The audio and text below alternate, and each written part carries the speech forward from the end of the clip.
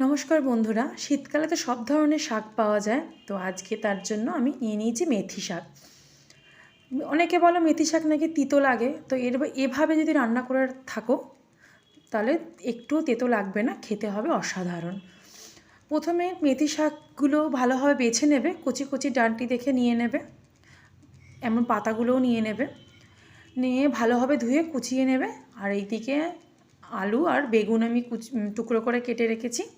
তেলের মধ্যে আমি কোনো ফোড়ন দিলাম না, তার মধ্যে আমি দিয়ে দিলাম তেলের মধ্যে আলু আর বেগুনটা দেওয়ার পর তো পুরো তেল টেনে নেওয়ার পরে আমি আরও একটুখানি তেল দিয়েছিলাম, আর ওর মধ্যে একটা কাঁচা লঙ্কা দিয়ে দিয়েছি, যেহেতু আমার বাচ্চা খাবে সেই জন্য একটা কাঁচা লঙ্কা দিয়েছি।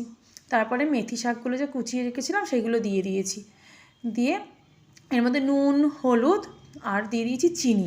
এবার ভালোভাবে নাড়িয়ে মাখা মাখা করে নেব। আলুগুলো আর বেগুনগুলো ভেঙে নেব, আর একদম জলটা টেনে যাবে যখন সেরকমভাবে ভাজা ভাজা করে মাখা মাখা করে নেব। তাহলেই আজ এই মেথি শাকের রেসিপি তৈরি। তোমাদের আজ রেসিপিটা কেমন লাগলো জানিও, আর যদি ভালো লাগে কমেন্ট করো। আজকের মতো এখানেই, টাটা।